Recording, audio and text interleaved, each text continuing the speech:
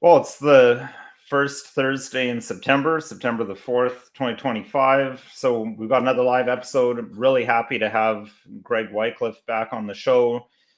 And we'll talk a bit about the Dominion Society that he's recently got involved in and a bunch of other things. We'll see what comes up in the chat as well. So I'm sure we're going to have a lot to talk about. So let's get right into it.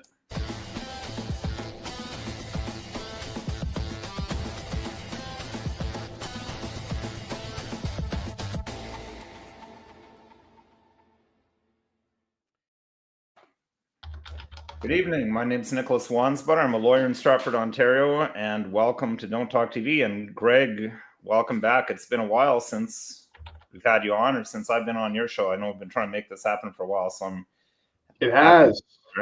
Yes, it has been a while. Thanks for having me. So much has gone on. It feels like so much has gone on just in the past couple of weeks in terms of crime related to immigration and just outrageous stuff happening in Canada. And I guess, as a practicing lawyer, your head just must be spinning with all this stuff. Well, it's actually not spinning just because I'm old enough now and I've seen enough of this stuff. And I think I've seen this coming for so long that I'm kind of like, yep, that's about what I expected to start happening at about, well, I probably thought it was going to be, maybe it's a little bit the speed that things seem to be picking up is maybe what's a little bit surprising to me. But I mean, you've been really busy yourself. We'll get into what's going on with Canada, but that kind of what's going on in Canada is also why you're doing a lot of the things you're doing. I know you're filming a documentary that you just wrapped up the filming on that, and then you dove right into the Dominion Society. So maybe let me give you a few minutes to talk a bit about those things, and then we'll go from there. Yeah. So it's been over a year now that I've been working on this documentary about free speech in Canada. The working title is The Hate Network. And it really takes a lot of what we saw during COVID, during the convoy.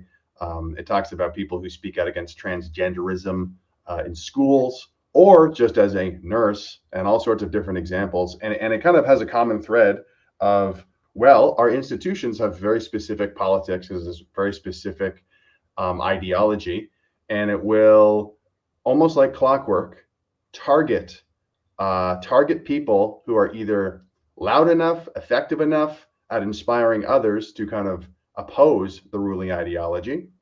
And we've seen this throughout history, and we've kind of bringing history into it. We also target an organization called the Canadian Anti-Hate Network, as they are responsible for propagating, in some cases, lies about people and a lot of half truths and a lot of just demonizing Canadian citizens, basically to make people hate one another. Very ironic that their name is Anti-Hate. Anyway, but that's going to be, I'm still working on a lot of that, still working through hours of interview footage.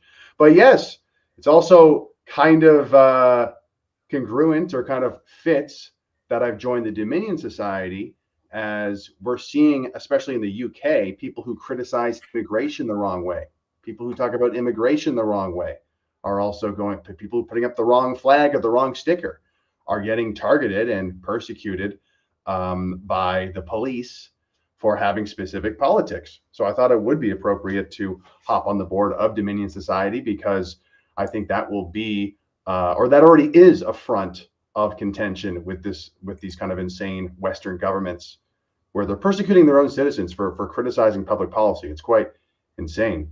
But yeah, there it is. There's our homepage. Yeah, sure. Put that up there so we can see what we're talking about here. But yeah, I mean, I don't think Canada is yet where the United Kingdom is. I mean, people aren't yet being thrown in jail for 2 to 3 years simply for protesting, but you can see it happening other places. You have to take the cautionary tale and not think, oh, this could never happen here, especially when our government seems to have a lot of the same, you're talking about ideologies or institutional ideologies. It seems to be the same beliefs that are required to be held for teachers, nurses, I mean, lawyers. I think there's to an extent, there's that any of these professional organizations, they've got us with the whole ethics thing, because they've now turned this into a moral thing, that it's unethical and immoral to hold a view other than the accepted one. Yeah, and that's kind of been for quite a long time. I think that the kind of culmination of that was having Justin Trudeau as our Lord and Savior and Prime Minister, and he really mainstreamed, and he kind of unfortunately was effective at creating, far left progressivism into the Canadian ethos, i.e., diversity is our strength, and if you disagree with multiculturalism, it's a sin. And that's changing now, thankfully, which is giving me a lot of hope. But back in 2019, my inception into politics was running for the PPC in 2019. If you criticized immigration or multiculturalism back then, this was like the climate election. It was the climate change election when Greta Thunberg literally came to Canada like a week before the election happened in Canada, almost to like help the sort of liberal campaign. Because that was the whole craze. Anyway, but criticizing immigration back then made you a heretic. I was in a very left-leaning riding. I was in Parkdale High Park. I had an 18-year-old volunteer intimidated by a man twice his size, racist, get out of here, racist. And I'm like, sir, do you mind? He's 18, he's a volunteer. Like, do you want to talk about anything? But like rapidly, this person could calm down and have a conversation.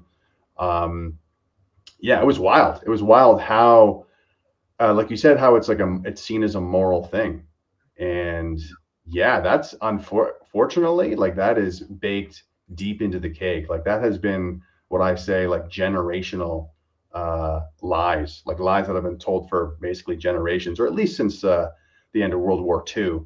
How deeply this sort of like open society has been pushed upon us.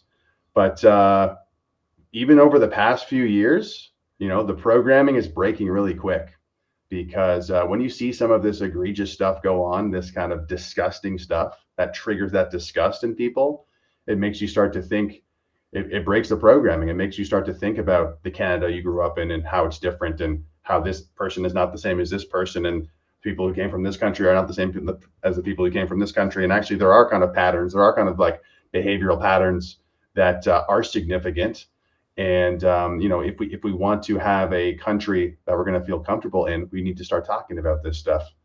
Right. Well, I mean, behavior is different because beliefs are different. There seems to be this concept or thought that, everyone holds the same values, regardless of where they're from, regardless of their background. But no, not everyone. People don't all hold the same values. I mean, I think maybe people fall into that because there's this concept that Canada's this post-Christian state, and therefore Christianity had nothing to do with why Canadians are the way they are, and therefore everyone's going to be like that. But this is just one layer of things, but just taking the Christianity aspect, you take people from countries that never had any influence of Christianity, they're just going to have different values because they're coming from a different system. Yeah, and I think that it's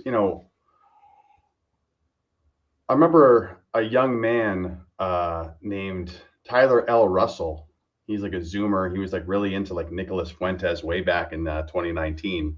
And he told me, and back then I was still more like a libertarian minded person, but he told me something that always freaked me out, it freaked me out at the time, but it's totally true, which is tribalism. The rise of tribalism is inevitable. And that's what we're seeing. That's what we're seeing with this kind of multiculturalism experiment playing out in different Western countries. And like if you import enough people who have these strong convictions to their foreign religion, foreign people who are loyal and passionate about their foreign religion, that's who they are. That's just who they are. That's what they do.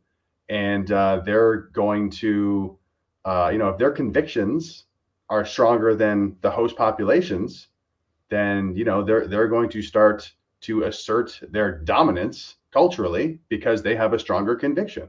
You know, like it's not even like, oh, a good thing, a bad thing. It's just like the way it is. Like that's just the way things are going to play out. And that's why at Dominion Society, we are trying to build that conviction of like, hey, we are a Christian European nation. That's what we are historically. We actually have a very detailed history that details our ethnogenesis, that Canadians are an ethnicity if you just look at the historical facts of the matter.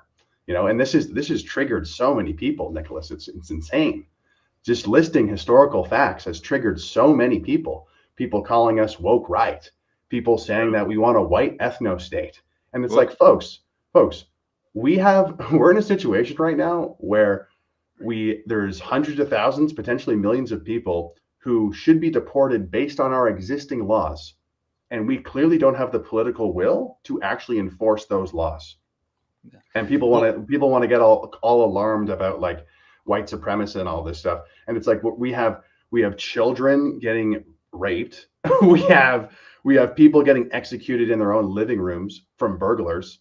And then these same people are literally worried about like, you know, too many white people thinking their identity is important, as if that's a problem. It's insane. Which is always, I mean, there's a few points there to try to break down. I mean, the whole what is a Canadian thing and how it's like now you're some evil racist or wanting a white ethno state. I mean, I'm old enough that I grew up in the 80s. I mean, in the 80s, people generally had a concept that there is such a thing as being a Canadian. We had those heritage minutes.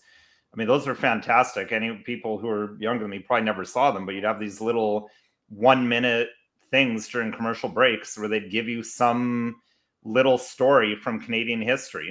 And it was along the type of stuff. I pulled up the What is a Canadian page on the Dominion Society because it was the type of stuff that you talk about here about Canadians being descendants of the pioneers who built this country. And that's what those heritage minutes were all about. It was a lot about pioneers and their different stories, people that fought in World War I, people that fought in World War II.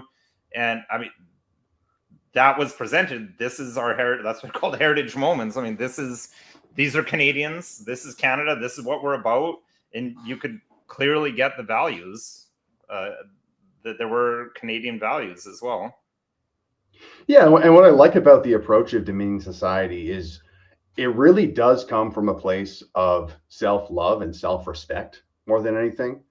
And what I love about that as a core is that the natural conclusion of being self-respecting and loving yourself and wanting the best for your people is, at this point, is remigration, is to maybe tweak the laws a little bit, tweak the incentives in our immigration system to reverse the flow of immigration. If we respect ourselves, if we love ourselves as a nation, and for anybody else who respects and loves the Canada from before and wants that back, then it's kind of a no-brainer to support what we're doing at Dominion Society, you know? And I think that is an important distinction to make because sometimes the energy can be very anti-immigration. It can be very kind of hateful and have like a resentment energy of just like, I want these people out of here type thing, which is totally relatable, totally understandable where that comes from.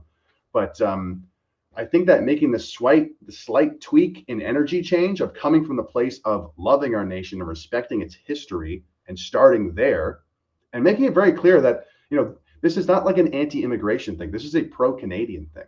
This is a pro wanting the nation to survive, a pro wanting to respect the history of this country and anybody who lives here respecting the history of this country, which I think, like, what is so radical about that?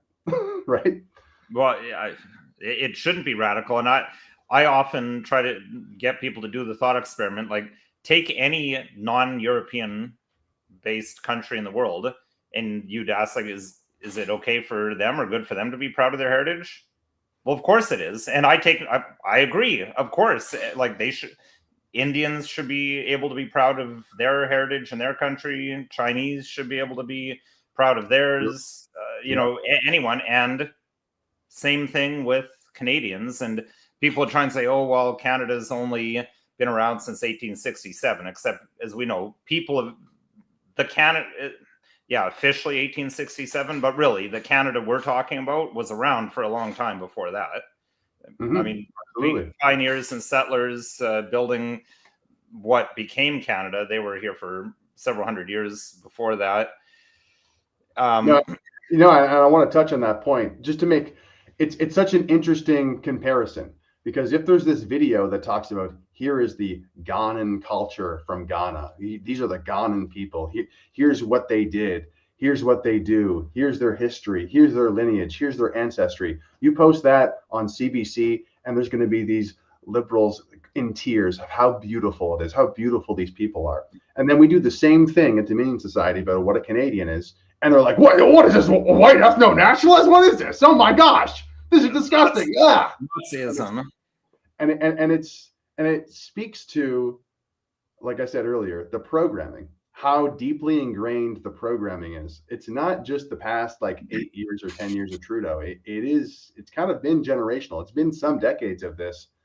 That's kind of slowly but surely been seeping into our education, politics, and mainstream media. Yeah, it's accelerated in recent years, but this is nothing new. And I mean, I would say, like, I don't know if you can ever pick a precise starting point, but I mean, you go back to the two world wars at the beginning of the 20th century, where millions of young men died. I mean, what was World War I, in my view, was about doing away with the old order. That was the first break from the past, is we need to crush the last of the old monarchies and make the world safe for democracy, as Woodrow Wilson said, to usher in this new era.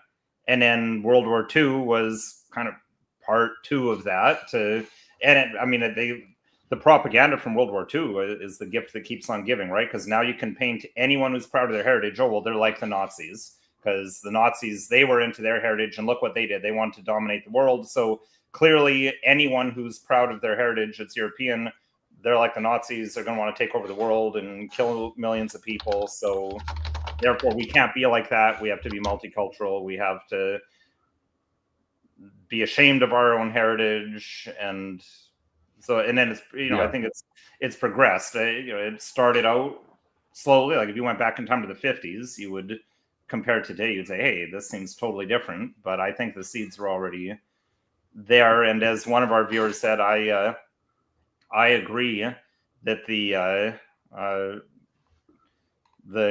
getting rid of the red ensign was a red flag. I mean, that was a piece of this, disconnecting us from our heritage, and taking this flag that had history to it and has symbolism to it of who we are, right? I mean, it fits perfectly with what your Dominion Society's definition of a Canadian, but we had to get rid of that and move forward in a new direction. Yeah, in terms of the significant, I'm still learning about the specifics of this. But from what I understand, the significant policy changes, we'll say, and attitude shifts in Canada happened between 1965 and 1975. That's when official multiculturalism policy started in 71, I believe, and that's around the time that the immigration policy started to open up. And of course, the flag change. The flag change, I think, was either 64 or 65 when they changed to the leaf, the red leaf, where the red ensign does signify the founding stock, the English, the French, the Scottish, the Irish, and of course the Union Jack. And but I did want to go back to what you were saying about how the gift that keeps on giving, the kind of the programming or the messaging since World War II. And this is a very I think this is, if people are kind of wondering, oh my God, what's happening? The world's so insane, like all these lies everywhere. I think it actually is really important to understand this sort of phenomena that has happened since World War II, because I do think it is very foundational to what we're dealing with now. A great book on this is Return of the Strong Gods, about nationalism, populism. It's R.R. Reno, but it can be a little bit of a dry read sometimes, but it's pretty good in terms of summarizing the different popular leftist thinkers who really kind of steered the ship right after World War II. And I won't get into the dryness here. I'll try to freshen it up and make it more relatable. But if I were talking to a center leftist, for example, or even a far leftist or a communist, and they said, Greg, why are you far right? Like, that's crazy. Why are you far right? Why are you this, why are you in this radical category? I would explain to them that there are generational lies that have been told to Western society mostly since the end of World War II, probably a little bit before then, but they really got popular after World War II. And these lies are continuing to kind of live on and cause a lot of problems. And I feel that the far right are the only people who are actually addressing these lies. And in summary, they would be that, nations are a real thing. Nations are a real thing based on, our shared ancestry of a people. Race is a real thing that has significance to it as well. And there's probably a few others, but like those two alone are something that has been definitely undermined since the end of World War II. And it's this sort of liberalism that is still with us, that even a lot of conservatives still embody. They're still kind of, they've been programmed to be liberal their entire lives. And they have a hard time accepting the fact that race is a real thing and nation is a really significant thing. Unfortunately, we have a lot of conservatives who are kind of just stuck up on we got to fix our economy thing. But now we have conservatism only. Yeah, which is brutal.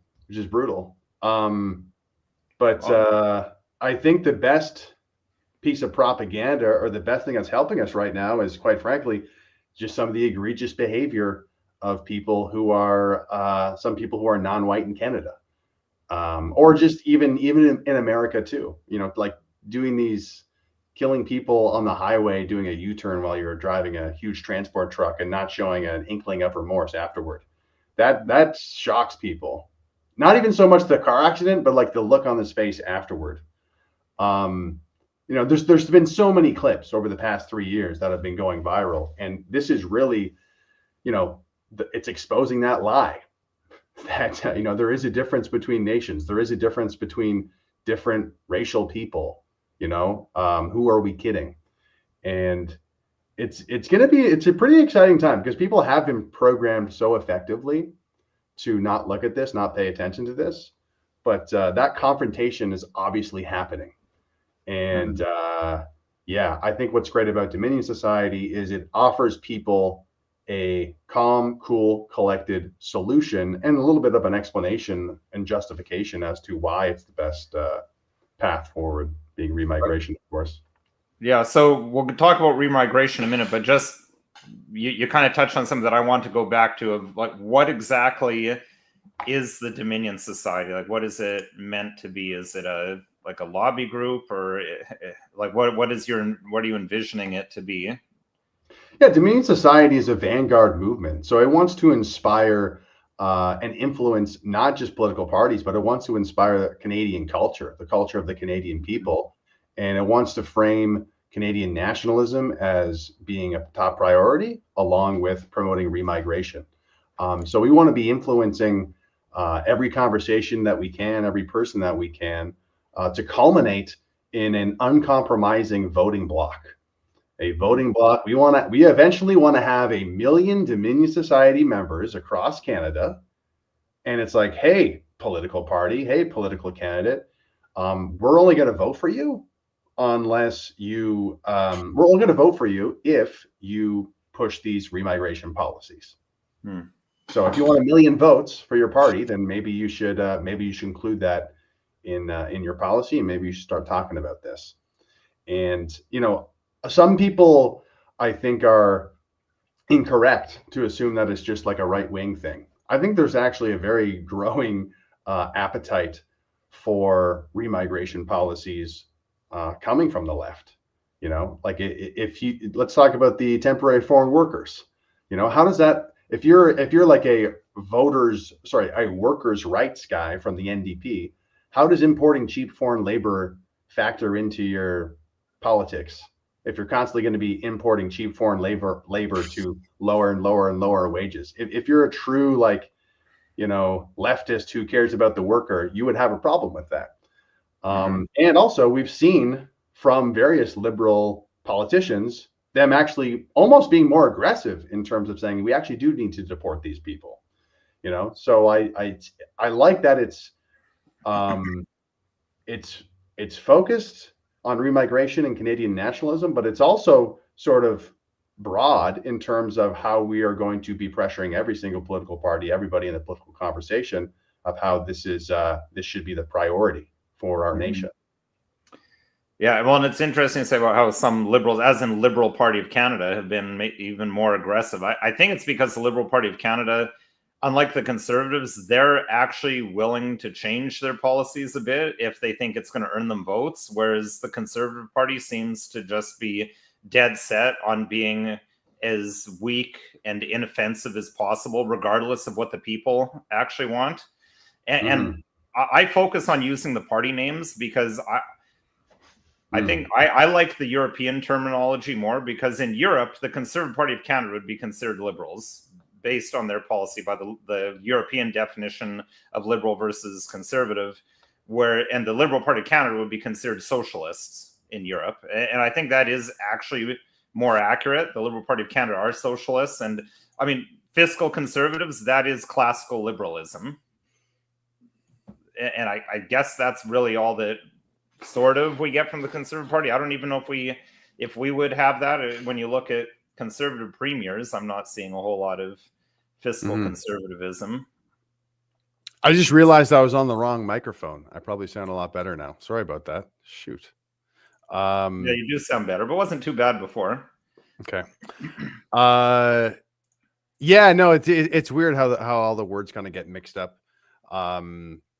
Is the Liberal Party liberal? They're more authoritarian than anything else. Well, that's what socialist, I think, is more appropriate in that vein, because socialists tend to be authoritarian because that's the only way you can implement socialism.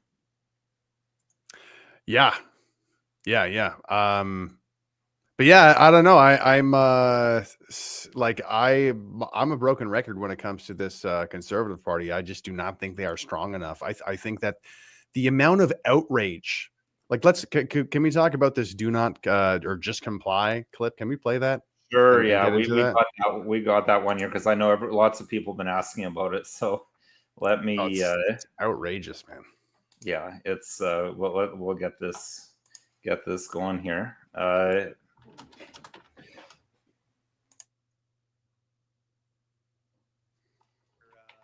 make his own statement and his own mind up about that. What I would say is, we'll follow the laws as they're written. The laws change, we'll change with the laws. But as it stands, we know the best defense for most people is to comply. As you've just heard, a number of safety recommendations will allow for those that are victimizing members in the community to leave and not harm anyone.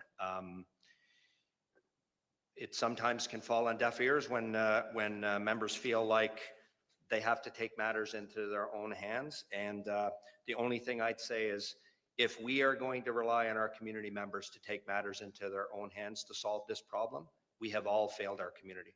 So I'll leave political comments to the politicians and let them have those conversations. But for now, the laws are written, we'll follow those laws. But I guess you are hoping that people kind of heed your advice more than the premiers here, that if they do find themselves in this situation, that they should do the best they can to kind of stay away from the criminals. And my advice is to rely on our police service, call 911 immediately, and let us take it from there.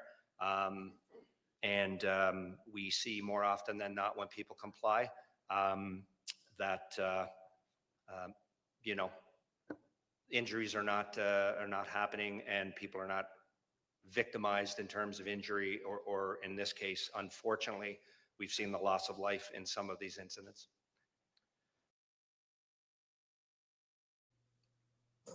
Damn, it feels good to be a gangster, dude. If you're a gangster in Canada right now, you're like, yeah, that's right. Comply to me, the lawbreaker. the criminal.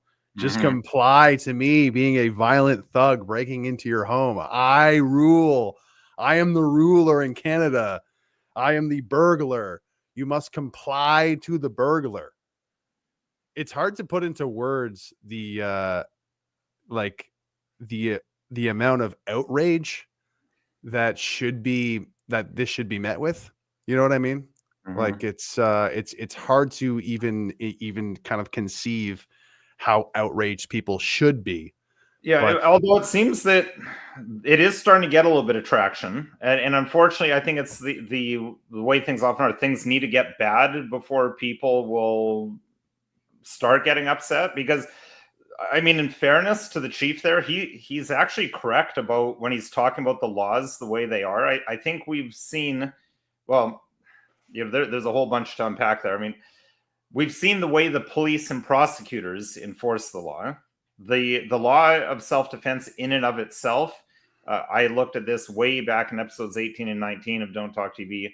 So if people want to look at that for a bit more in depth, you'll see that people generally are acquitted by their fellow Canadians or even judges if it's not a jury trial, but they still get prosecuted. And our law is also, I mean, don't shoot the messenger. I strongly disagree with this, but the law in Canada is possession of any object for the purpose of self-defense is in and of itself the crime of carrying a weapon for a dangerous purpose. So, and there's case law from back in the 80s and 90s. The 70s is when it started changing, where the judges started saying, wait, we don't, they straight up said, this isn't a direct quote, paraphrasing, but they said, we don't want people defending themselves because that actually makes the community more dangerous. That was the view that judges have been taking since it started turning in the 70s and into the 80s. I talked about that in, Richard, I'll get you to put the link. I think is what, episode 41 or somewhere around there.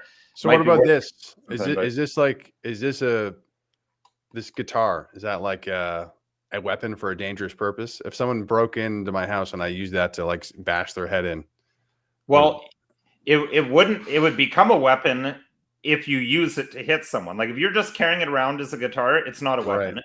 But if you are carrying it specifically because I'm going to use this to defend myself with it, now it's become a weapon for a dangerous purpose in the eyes. right? But it's in the context of a burglary in my house. Right. So it was still a weapon, and then it comes down to, is this a reasonable use of force? Which again, people, after they've been punished by the process of being arrested and prosecuted, they usually get acquitted in the end.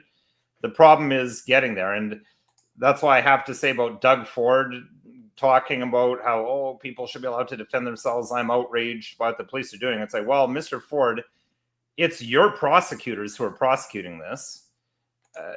Prosecutors in Ontario and probably most provinces, but I know for sure Ontario, they have a whole policy manual for what they're supposed to do with different types of cases. They're not allowed to drop drunk driving charges, for example, unless there's like some clear problems with it. Then they can offer a careless driving under the Highway Traffic Act. Generally, I don't even know if they can drop them outright. So Doug Downey, the Attorney General, Doug Ford's Attorney General, he could add to that policy manual that, we think people have the right to defend themselves. If it's inside a home, we're not prosecuting it. He could. That's obviously not happening. So, there's a little bit of actions speak louder than words, I think. And so that goes back to, to be a little bit fair to that police chief, he's not completely wrong when he says the law is this way. And, I think he's trying to tell people, and I'm not necessarily saying that he's like trying to help us, but I think he's actually factually correct in saying that, yeah, if you defend yourself, we're probably going to arrest you. And the law's the law, until it changes, etc. As he was saying, I think the law does need to change, but the policies and how the current law is enforced could also change. And the people who are in charge, they're just talking to the media instead of actually changing it, as far as I can tell. I think what bothers me the most about that clip is that it was a message to potential victims of a burglary and telling them to just accept it. It's like, I feel like if you're a good police chief, you should be intimidating the criminals If you're a good police chief, you should be Yeah. trying to strike fear into the hearts and minds of the people breaking the law. Yeah, Because instead the message was just comply with the burglars. I'm a big tough police chief. Look at all my accolades on my chest, telling my own citizens to just crawl up in a ball and get their shit kicked in. Mhm. It's like, what do you think? I think you kind of just mentioned it or alluded to it. Like, if you had a magic wand as a lawyer and you could correct the current laws we have, we'll just say specifically, because I know there's lots of changes you might want to make, but if it was just for specifically the break and enter stuff where a Canadian citizen is not allowed to defend themselves, if you could wave a magic wand, what would the Wansbutter wand do? I mean, the easiest one, specifically what we're talking about, I would put in a castle doctrine where I'd change the self-defense laws where it says you don't even have to be restricted by reasonable force. If someone if someone has invaded your home, you're allowed to use whatever force you deem necessary. The way you'd have to work, I think what I would do is, instead of making it a defense, because that's the way the police always word it, to say, well, they still committed the offense. Self-defense is a defense, but you have to raise that at trial. I would change a lot of the sections of the criminal code in and of themselves to make it not even an offense. So, for example, like have written right into assault, aggravated assault, discharge of a firearm in there, that right into an exception. So, for example, assault is any application of force without the other person's consent. Add a word in there that any application of force without the other person's consent, so long as they're not inside your residence, or something along those lines. I obviously haven't fine-tuned a precise wording, because the devil is always in the details. So it would have to be precisely worded, because you don't want situations where people are, say, luring people into their homes so that they can do a murder and get away with it. So it would have to be that they broke into the house before that aspect of it gets triggered. Mm-hmm. So there would have to be some nuance to it, but I think that, and totally overhauling our sentencing regime, I think would also be an important piece of it. Although I think, number one, people need to fear that, hey, if I break into that house, that guy could kill me and nothing's going to happen to him. Criminals do not have that fear when they hear police chiefs saying, just comply. They have no fear. And in terms if anything, they feel emboldened. If anything, if you're already a criminal who's thinking about doing this stuff, and you just saw a police chief on TV tell people to just comply, you're like, you know what? I feel even more jacked up about this burglary I was planning next week. Do you not? Like, just to get into the mind of a criminal, like, I feel like that's a pretty emboldening message from a police chief. Just comply. Wow. Yeah, well, and then, I mean, this isn't the first time I've heard this. Wasn't there somewhere else? Maybe it was York Region the previous time, where they were saying, yeah, just leave your car keys out. Just leave your car keys by the front door so they can just take your car. Insane. And yeah, like you said it best. I think if a homeowner did have the freedom to use lethal force against someone who broke into their home, I think that would be a pretty strong incentive for burglars to be like, you know what, maybe I shouldn't break in, because maybe this will be my last break-in. Maybe there's going to be some dude with a hockey stick, and he's going to go, fill in the blank. Well, and you do see that in countries where they've tried that. I don't have the statistics to hand, but I recall reading a few years ago, Brazil had a huge problem with home invasions. And under Bolsonaro, he greatly liberalized their firearms laws and self-defense laws, and break and enters plummeted. There you go. Incentives. They work. Incredible. But I think the other thing that we wanted to talk about here is, and it's connecting two dots that people don't want to connect. And that is the rising crime with the rise in immigration, the rise of foreign people coming here and being across the nation, and also a rise in the criminal behavior. Yeah, I mean, do you have any statistics on hand that sort of that you try to show people when it comes to this pattern, or is it something that you kind of steer clear of? It is sort of, it makes sense why people are kind of afraid to connect these dots, but at the same time, it's like if you look at all these like police reports and you see the colors of the faces over and over and over again, it's people are starting to notice. Even liberal people are starting to notice. You know what I mean? Yeah. I don't have any stats to hand. I probably should. I've done it in the past. I know I've looked at the statistics, but you can do a Google search and you'll find crime stats are on the rise generally. And there's a lot of things like violent crime being on the rise. And some people say, oh, well, this is just pure coincidence that we're having this crime. Just pure coincidence that there's all this extreme numbers of immigration coinciding with the rise in crime. Now, I think it would be wrong to just say that, oh, it's just because it's all immigrants doing this crime. It's because we've got a lot of immigrants that it's happening. I mean, there's a lot of factors, right? I mean, a big piece is how it's destroying our economy of bringing in so many new people, so much more strain on infrastructure, putting rent through the roof. So you have people who are already here for a long time, homelessness, despair, getting into drug use, getting into all kinds of things. So there's a lot of different factors, but you keep coming back to I think the common denominator of what has changed. Or, I mean, one of the big changes. I think there's a few changes, but one big change is, how many new people have come to this country in the last few years? Because, I mean, it's not like we're talking about small numbers. I mean, the population of Canada in 2020 was 32 million? Now it's 42 million. There was maybe 33 or 34 million in 2020. But, I mean, it's absolutely surged, and it's not because there's been some big baby boom. Yeah. It's it's quite I saw a clip actually before going live, and it was a clip of, it was like a man on the street thing, and it was I don't know, the one guy had a Pakistani shirt on, the other guy looked East Indian, and he was like, what's the craziest thing you saw at like Ridgetown Mall or something like that?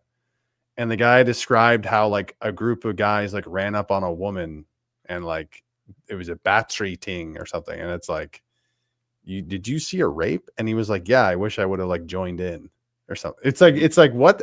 And this is just an example of something I see where it's like, because I try to be very diplomatic when talking about these things, but like I'll see some clips and I'll think to myself, maybe I'm not racist enough. Like what the hell was that? Like, is that a common attitude that people have from Pakistan? It's quite alarming. And then again, now that I say this out loud, maybe that's actually an approach for the stats, is to actually get stats in the countries where these people are coming from and say, hey, look how common this is. Look at the laws around this in Pakistan or in India. And these 40% of the people coming in are from India. So could that have to do with the rise in this type of crime? And while we're actually talking about this, Dominion Society is working on collecting as many stats as we can to connect these dots between crime and immigration, just to create as much urgency as possible. So if you have any tips, then please send them to info@dominionsociety.ca, because like you said, we don't want to just make, it's just because of immigrants, blah blah blah blah blah. Like we're not trying to lie, or we're not trying to kind of like be unnecessarily hyperbolic or anything like this.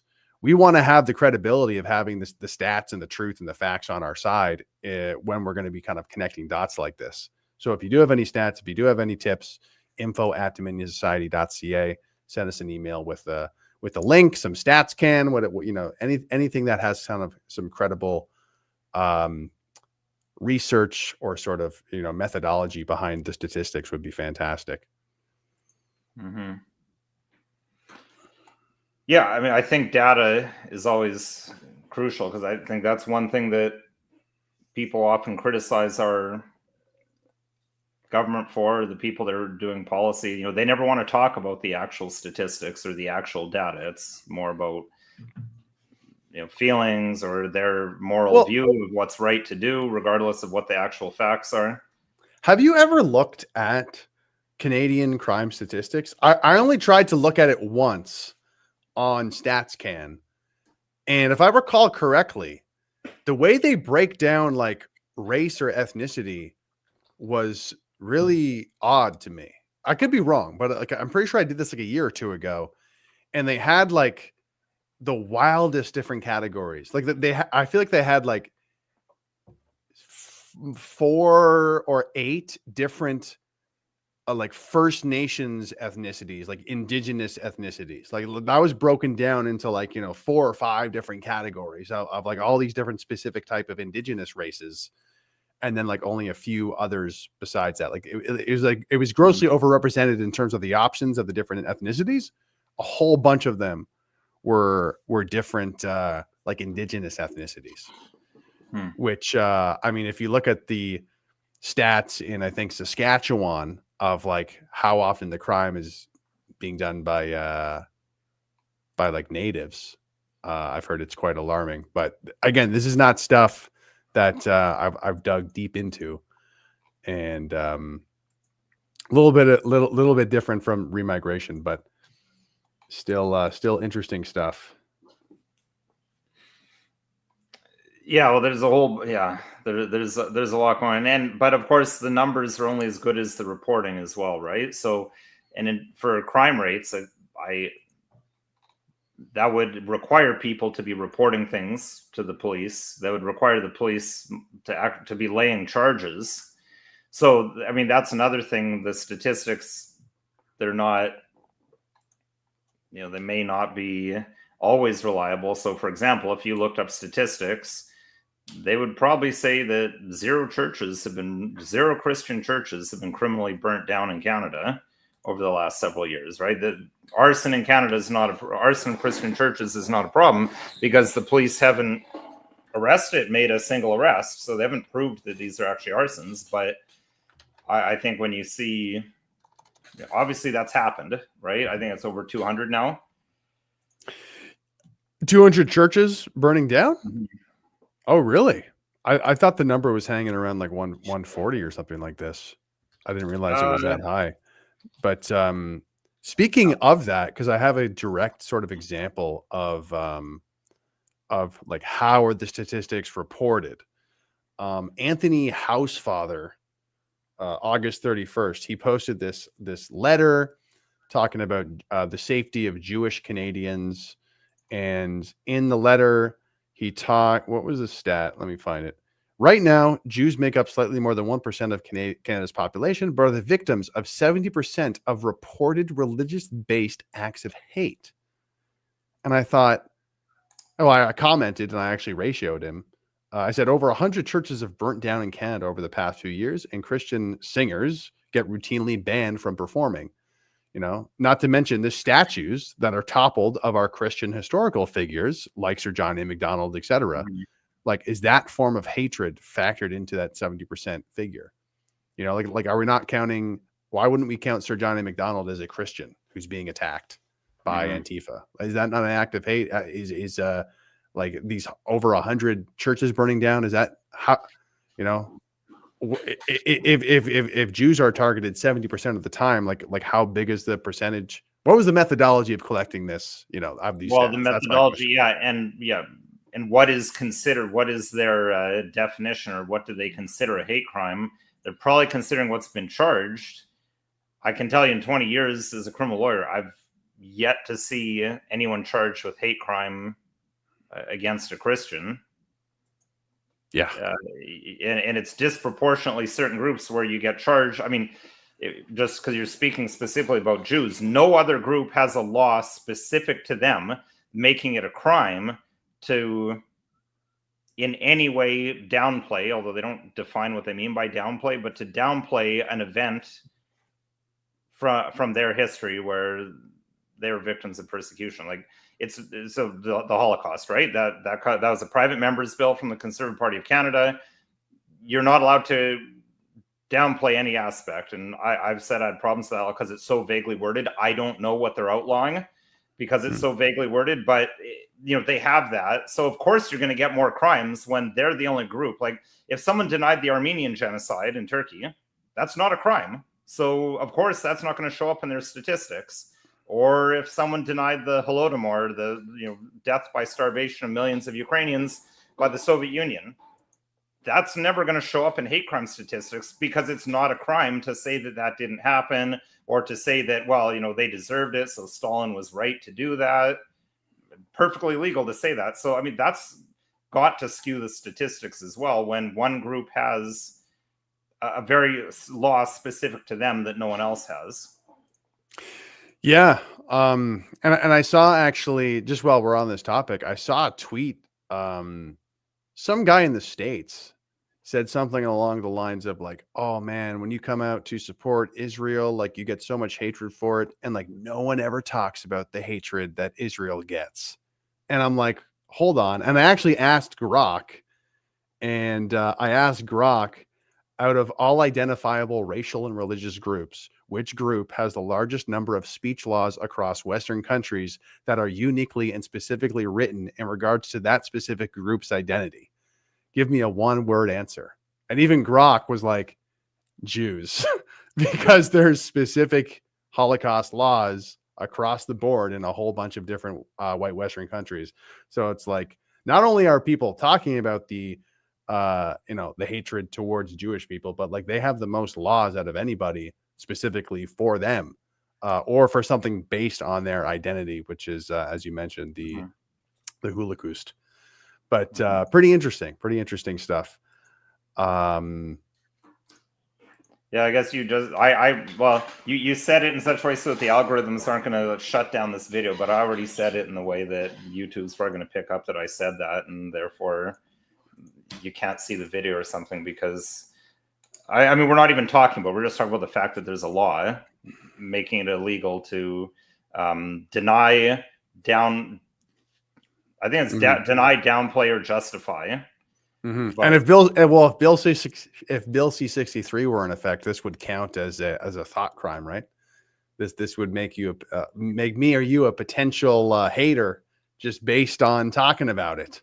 I mean, if that one were in effect, I mean, right now we're not expressing any opinions. I'm just saying that's the law. I'm saying I have concerns because it's so vague that I don't know what's actually illegal under that, because the Holocaust is very vaguely denied. So I don't know.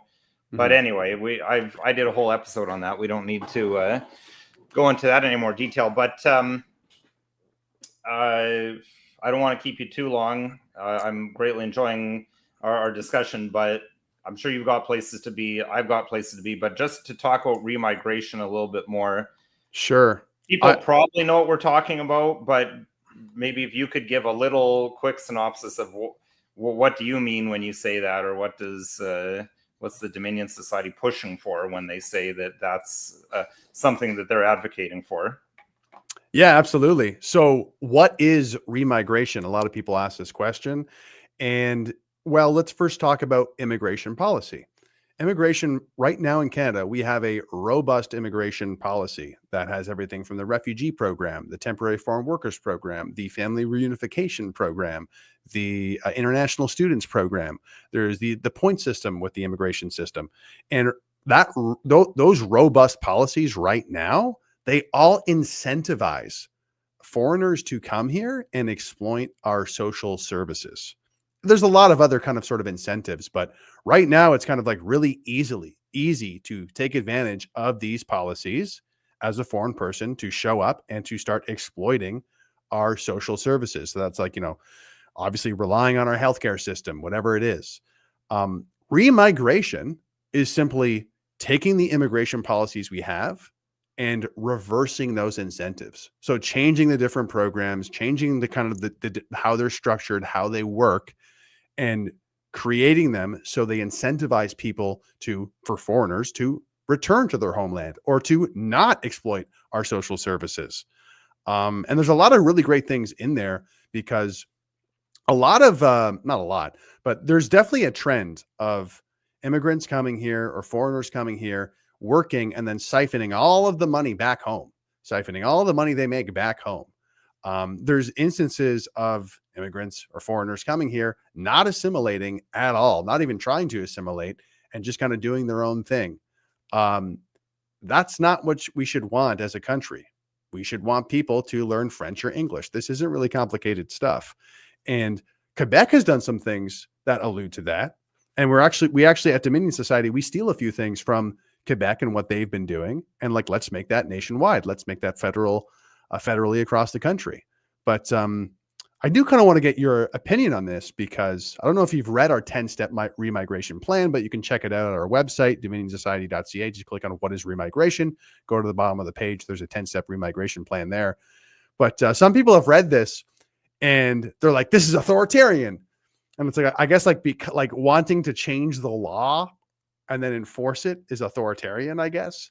I didn't really understand kind of why people were calling it authoritarian. But I do think that's something that, this is kind of a sidebar. Like, I do think that like some right-wing people who are libertarian, they get kind of caught up in this idea that, we shouldn't use the law. Like we just need less laws. And like, sometimes I agree, but in terms of course correcting with something that's been totally messed up so badly, like mass immigration and multiculturalism, it's like, actually, we need to use the law to correct the situation. And we should not be afraid to do that. And let's get it done. It's time to pack. Yeah, I mean, there's a bunch of things there. The whole authoritarian thing. I mean, I think libertarianism,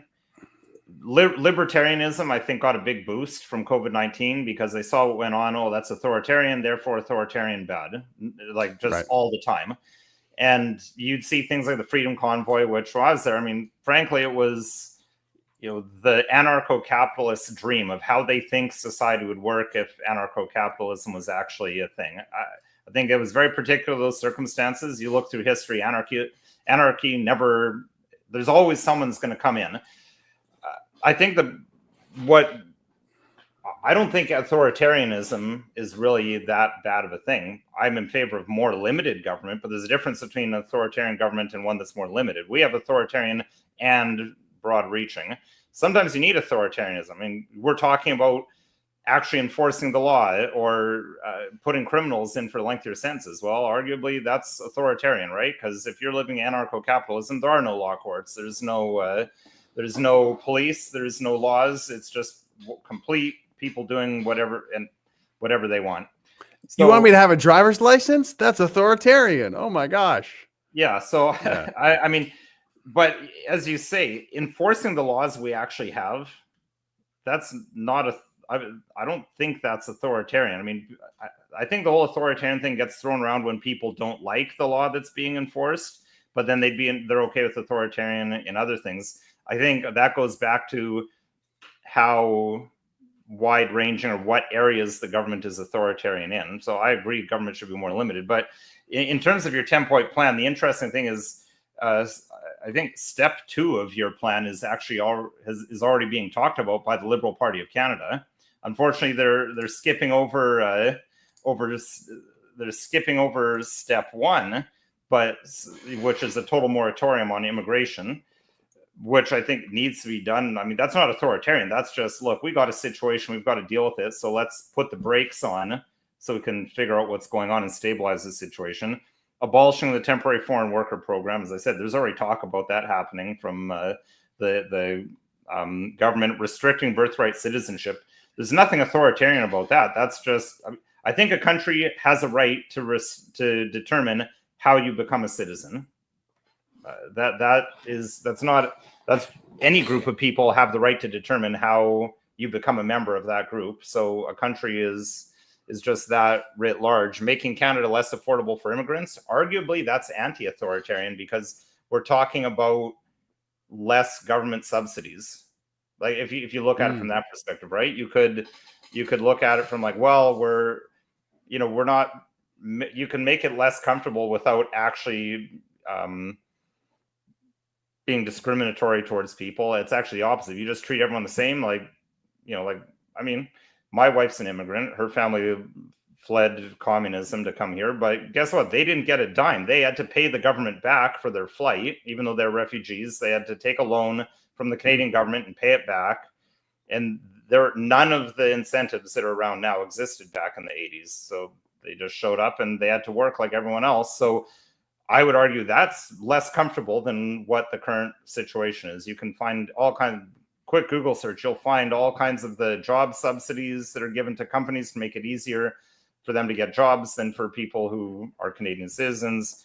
And there's lots of these resettlement things. You've got refugee claimants living in hotels. I mean, those are all things that actually, by scaling back government, that's less authoritarian. I mean, those are just the first 4 points, but the phase 2 is when you start getting into the remigration, revocation of permanent residency, mass deportations, voluntary repatriation program. Now, that's where we're starting to get a little bit more spicy, perhaps. But I mean, I think the whole revocation of permanent residency, that could be done to so many people right now, just with the current laws that we have.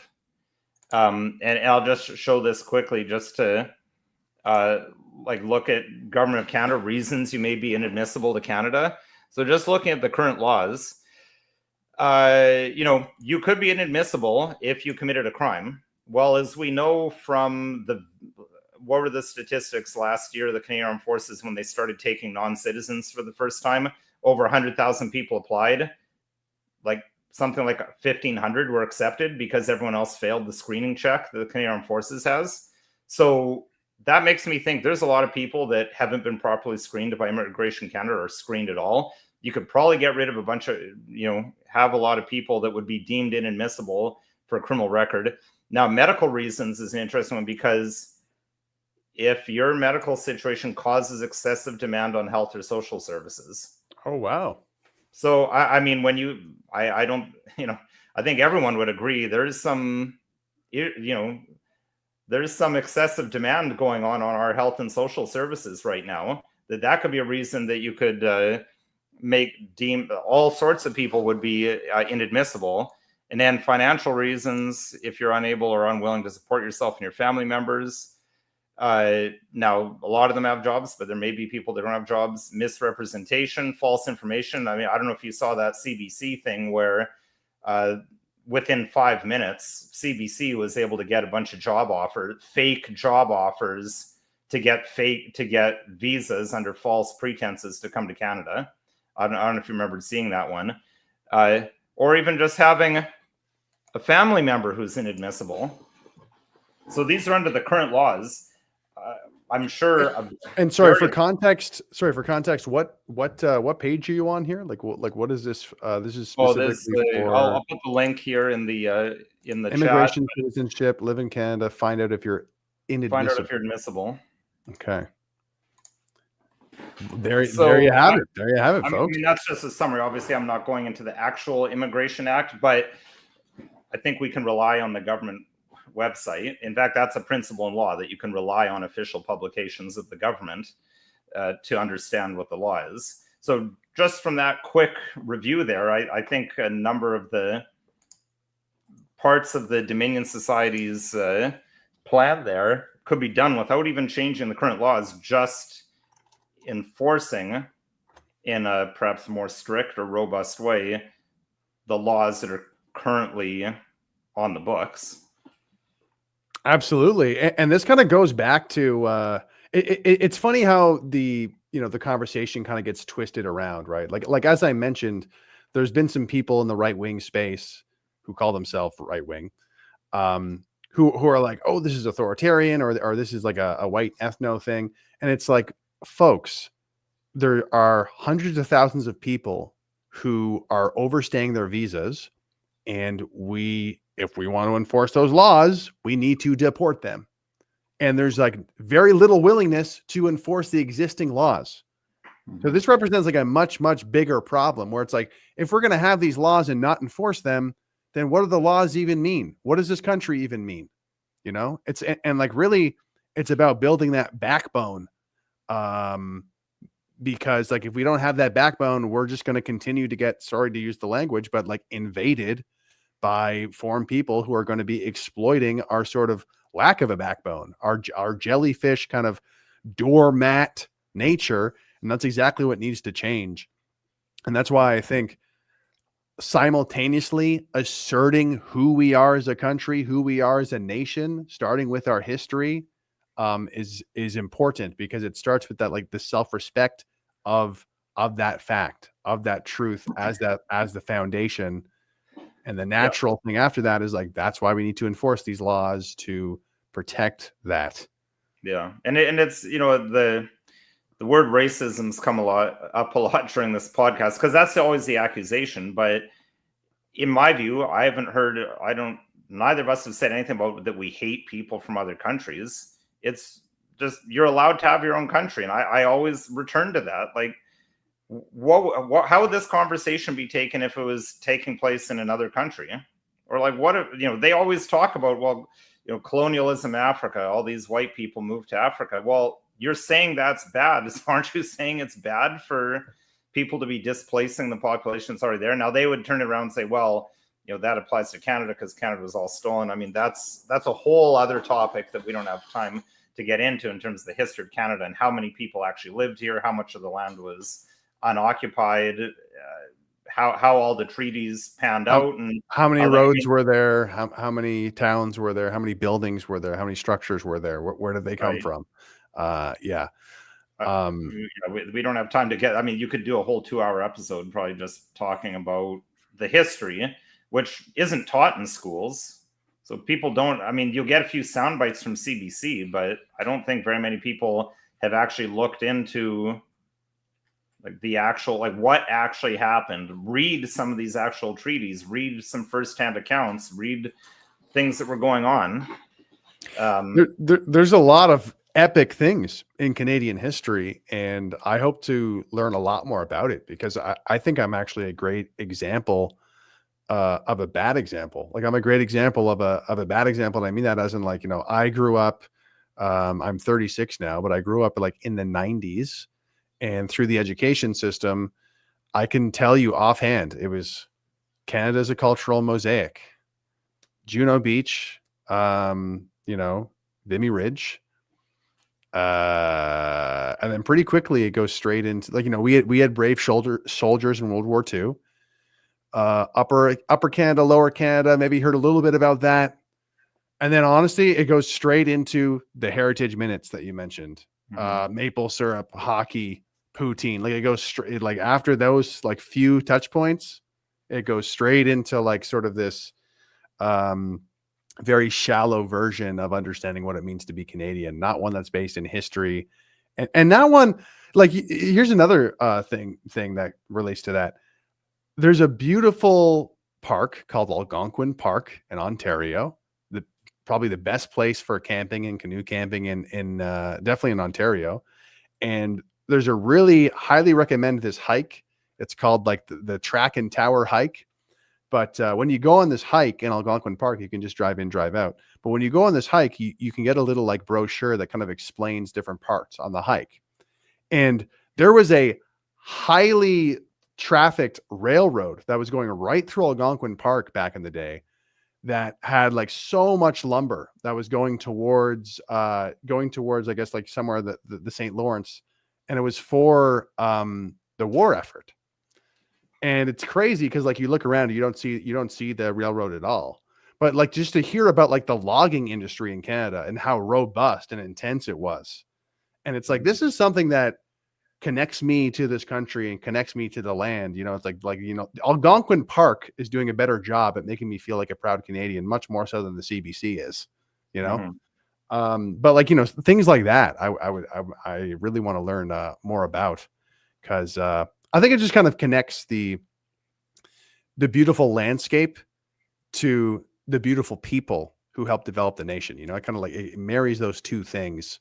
Because conquering this wicked landscape is quite the task that we should feel very proud of, and I think that is a very foundational thing about our identity that we need to not only talk about more, but kind of be more assertive about and try to honor in everything that we do. Mhm. Well, I think that's a great place to end off. I think we've covered a lot of ground here, and yeah, I think that's, going kind of circling back to the positivity and learning who we are, where we came from, and cherishing that, because Canada has a much richer history than I'm sure a lot of people would even guess. Even maybe it hasn't been around as long as places like France or China or Japan or Germany, but, well, although arguably Germany is actually younger than Canada from a certain perspective. Because Germany and Italy both didn't become countries as we know them until after Canada was a country. But yeah, so thanks for joining us, Greg. We're going to have the link to the Dominion Society in the show description, so we invite people to have a look at that. And so Greg's on the board of directors. I don't want any false advertising. I'm not in any capacity affiliated with the Dominion Society, so I just say that because I don't want to be trying to steal any thunder from you or having people thinking that I'm helping run it, but it's something of interest. So I wanted to have you on the show to talk about it, and I think we had a great discussion. So thanks for joining me and having this chat. Yeah. Thanks so much for having me, Nicholas. And yeah, we appreciate anyone who wants to kind of learn more about Dominion Society. I think it's the beginning of something very significant. One of my tasks as a board member is calling new members. I'm talking to CEOs. I'm talking to, white collar workers, blue collar workers, young men in university, majoring in poli-science, becoming lawyers. It's a lot of focused people who love this country. And they also see like the long term. They see the long term kind of plan in what we're doing. And, there's been a lot of long term. Let's try that again. There's been a lot of long-term damage that's happened to the country. It's going to take a long-term solution to rectify things. Yeah. So I've got to do my lawyerly disclaimer. Of course, no legal advice was given in this live stream. We're just having a conversation. If you need legal advice, call a lawyer. Call me if you want me to be the lawyer that you need some advice from. And we're always open to suggestions, guests you'd like to see us have on, or any topics you'd like to see us cover. So please send those to the email address we got going on the screen right now. And please, I forgot to pump this during the show, but we've got lots of people, I think, following Greg here. If you liked our chat and have a look at some of our other content, please like, share, and subscribe. And thanks again for watching.